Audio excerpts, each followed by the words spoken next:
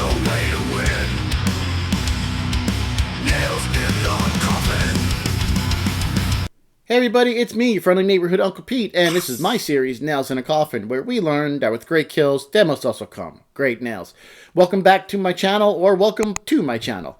If you are new here, you can read what Nails in a Coffin is all about in the section down below, because these videos really aren't film reviews, rather a breakdown of the kills and evaluate how well the victim responded to their attack. I am back after taking a break for a few weeks, because I'm starting a book that I'm writing. It's a vampire tale. More to follow on that as I progress through attempting to write this for the first time. But it's good to get back to Nails in a Coffin. I missed it, and I haven't nailed any victims in a while, so I need to get started on that. Let's do it. One of my subscribers, James, requested that I cover the Creepshow movies. I love these first two Creepshow movies. So over the next 3 weeks, I'll be covering Creepshow, Creepshow 2, and Tales from the Dark Side, the movie, since that is the real Creepshow 3, not whatever the hell that abomination was, that Creepshow 3 that came out. So for me, it's going to be Creepshow, Creepshow 2, and Tales from the Dark Side, the movie. This is one of my favorite horror anthologies. The people behind this film are just legends in the genre. George Romero, Stephen King, got Tom Atkins in there. I'm sure you've seen this movie if you're watching this video, so let's not waste any time and let's get to the now. It's been a while. Our first story is my favorite of this anthology. It's Father's Day. There's a death right at 6 minutes into the film. A man named Yarbo is killed in a hunting accident, but we don't see enough of this kill really to give it a nail rating. The first death we're going to nail is Nathan Grantham. He's an unbearable man. He's yelling at his daughter Bedelia because he wants his cake. It's Father's Day, and she's putting the finishing touches on said cake. And he's yelling, "Where's my cake? You promised me a cake." She can't take the abuse anymore from this man, so she snaps, picks up an ashtray, one that we see throughout the film, and she bashes him to death with it. Nathan gets the first set of nails in Creepshow, and I'm going to award him 2 nails in a coffin. He was an a-hole, but I just didn't see him do anything stupid. I mean, he did push Bedelia hard, berating the hell out of her, but that happens a lot in families, I'm sure, out there. And I doubt that he thought that it would really jeopardize his life. He was just being a grumpy old asshole here, so nothing that would leave me to really giving him less than 2 nails in the coffin. Nathan's murderer, Bedelia, is up next. She visits her father's grave every year on Father's Day. She's sitting by his grave with a bottle of whiskey, drinking and yelling at the tombstone for the way her father always treated her. Then, all of a sudden, Nathan's zombified hand shoots out of the grave, and Bedelia looks on in shock as Nathan climbs out of his slumber. I freaking love the way this scene looks. He's crawling towards her saying, "It's Father's Day," and he wants his cake.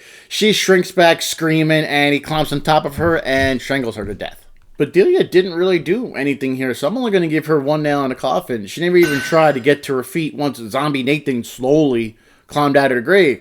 She just screamed. She didn't really do anything at all. And the only reason I'm not going to give her half a nail is that I'll give her the benefit of the doubt for being in shock, seeing her now undead father climb out of the ground.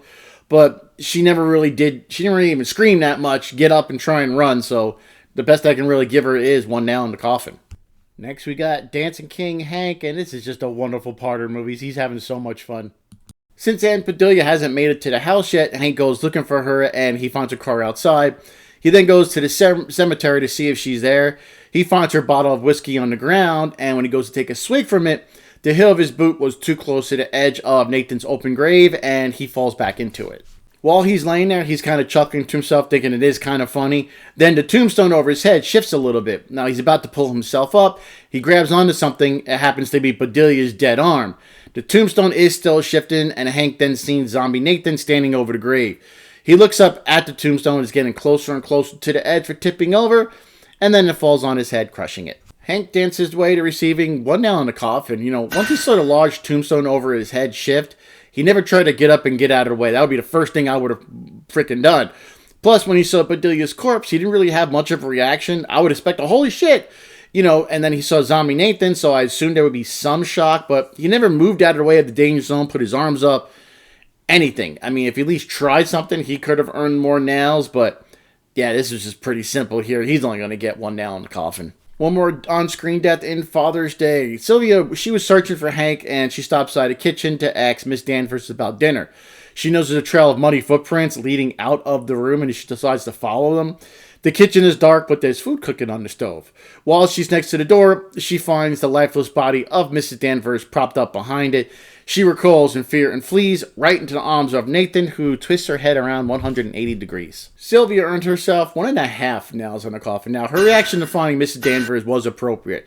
She knew to get the hell out of there. She just ran into Nathan. Again, seeing a zombie pump up in front of you, after you just found a dead body would surely cause some people to freeze. But only for a second. The moment his arms reached up and grabbed you, you should have just fought a little bit. She like froze and didn't do anything. But she did try and flee when she saw Mrs. Danvers because she was scared. So I'll give her a little bit of credit here. So maybe I'm going to be generous and give her that 1.5 nails in the coffin. And Father's Day concludes with Richard and Cass looking for everybody else. And where they're going through the kitchen, they find Nathan with Sylvia's decapitated head on a silver platter. Our next segment, The Loathsome Death of Jordy Verrill, starring Stephen King. This is another good story. One summer night, a meteor crashes onto the property of this country bumpkin, Jordy. He foolishly touches the space rock and gets infected with the space virus.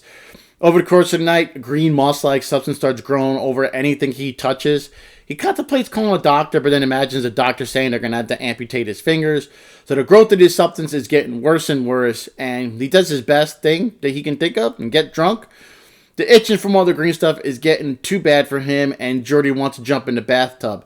Despite warnings from his ghostly father, he takes a bath to get some relief. That was Jordy's fatal mistake. In the morning, we see him crawling on the kitchen floor, grabbing hold of a shotgun. His home is covered in green, and so is Jordy. You can't see any of them, just this green mess. He begs to God to give him luck just one time, and he proceeds to unalive himself. This was a tough one to rate, and I wasn't sure what to do. I think I settled on giving Jordy 2 nails in the coffin. There was no way he could have known that if he did touch this space rock, it would infect him with this green moss virus.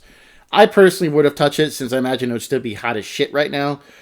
Not sure if I would have poured water over or not, but I can't necessarily say his stupidity cost him his life. Granted, he wasn't written to be a smart guy. I'll dock some points since he didn't get, when he got the vision of his late father, he ignored the warning of him not to get in the water, but he didn't know what to do. I mean, even if he didn't get in the water, there's still no hope for him. He did make a very tough decision at the end to unalive himself after he knew what was left of his life. He couldn't live like this. So I was back and forth between 1 nail, 1.5 nails, and up to 2 nails. But since he made that horrible, tough decision to do what he did at the end, because he didn't want to live anymore like that, yeah, I guess I'm going to give him 2 nails in the coffin. Let me know what you think. Moving on to our next segment, Something to Tide You Over, starring Ted Danson and Leslie Nielsen. Harry gets a visit from Richard. Harry's been sleeping with Richard's wife, and obviously he's not too happy about it. Richard shows Harry a recording of his cheating wife, Becky, begging for help from Harry.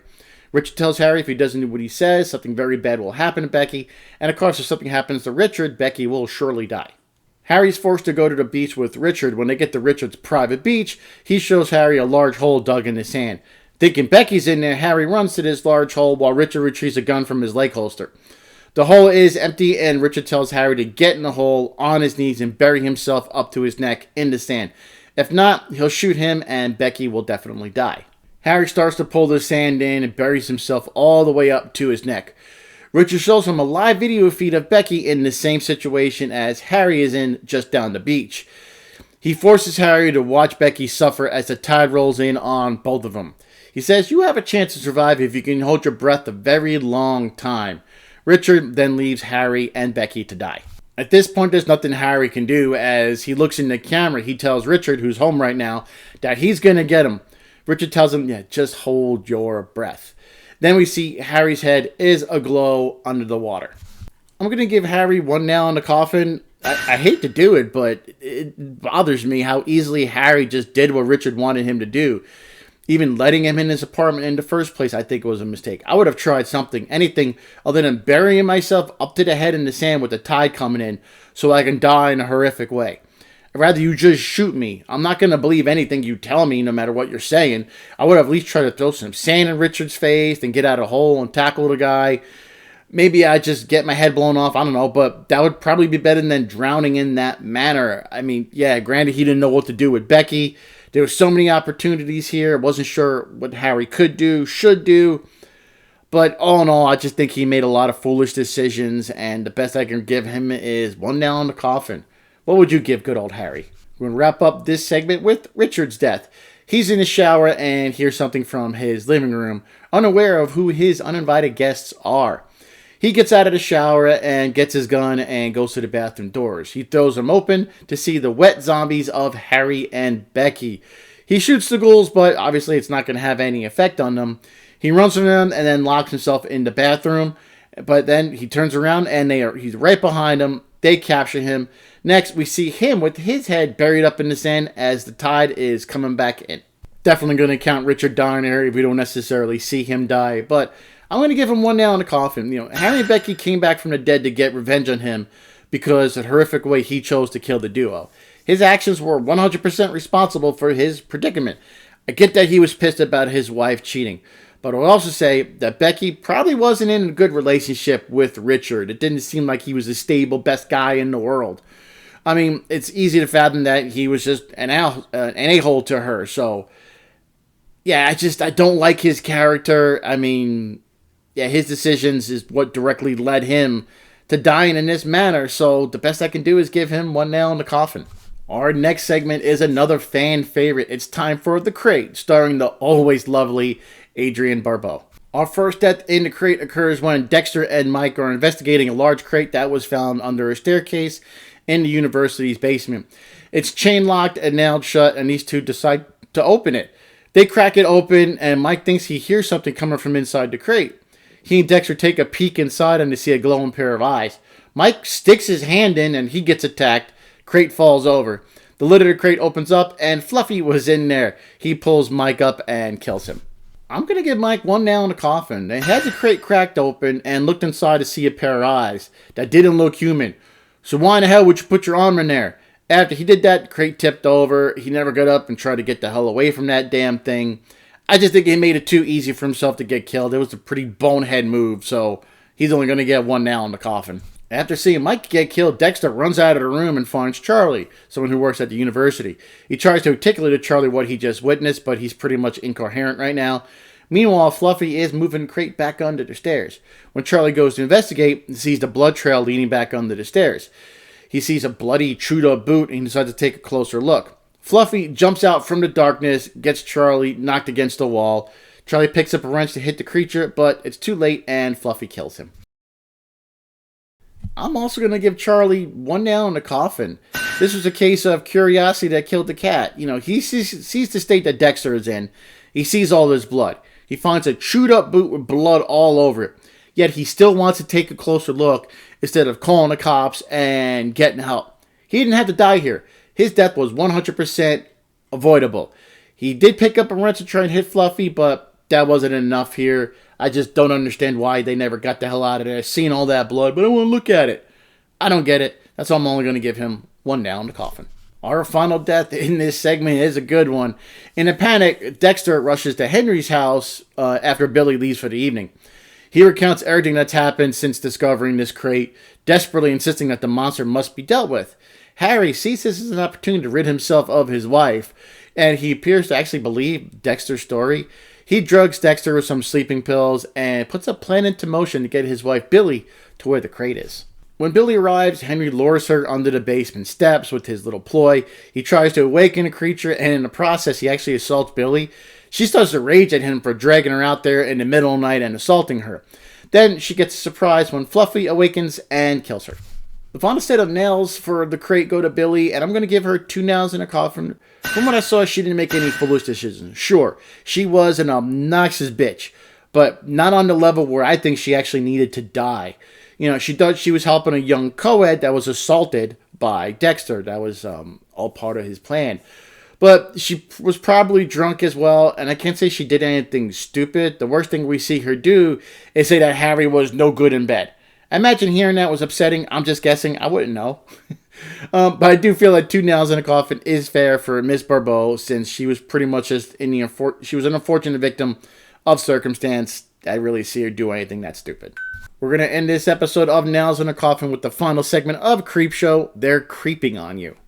we're going to skip right to the end of this segment because I hate cockroaches with every inch of my being. I've only watched this segment in full 2 times over the last 30 years, and I have no reason to ever watch it again.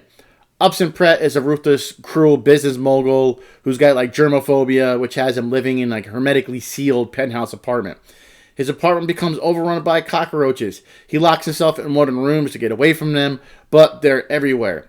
He falls to the floor when they're crawling all over him, and then we see him the following morning, and the cockroaches crawl out of the corpse, and I'm in a cold sweat right now trying to edit this video. Yeah, I couldn't show clips of the bugs editing it. Sorry. This wasn't an easy one to rate, Spence. He died so horribly, one of the most horrific ways, I think. But the final set on nails for Creepshow are Upson's, and I'm going to give him, I'm sorry, 2 nails in a coffin. Don't get me wrong, he's a horrible person.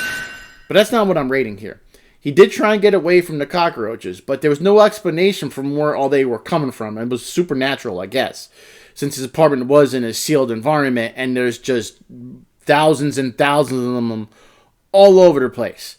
So there was really nothing he could really do, and I didn't see him like let them in or anything like that. So that's all I want to cover on this kill, since it was so tough for me to watch. Final set on nails, Upson gets 2 nails in the coffin. We end this movie with Tom Atkins' character, Sam, from the Wraparound Story. His son, who he smacked earlier, has a voodoo doll of his dear old dad. The son starts to plunge a needle into the doll's throat, and Sam is feeling all the pain from it. There we go, ladies and gentlemen. Those are all my nails in a coffin for Creepshow. Here's a summary of all the nails I've awarded. Here is the average nails in a coffin, which is 1.4 nails, which is kind of what I expect for this movie to be. I've watched it many times, except for they're creeping on you. So based on that, from watching it so many times, I had a good idea where the nails would land, and I feel 1.4 is pretty appropriate. Let me know what you guys think in the comments. I'll see you here next week when I give Creepshow 2 some nails in the coffin. Until then, take care of yourselves, each other, be good to yourselves, and be good to each other. Please don't forget to like, comment, share, subscribe. I really appreciate it. Till then, I am your friendly neighborhood Uncle Pete. Remember, with great kills, there must also come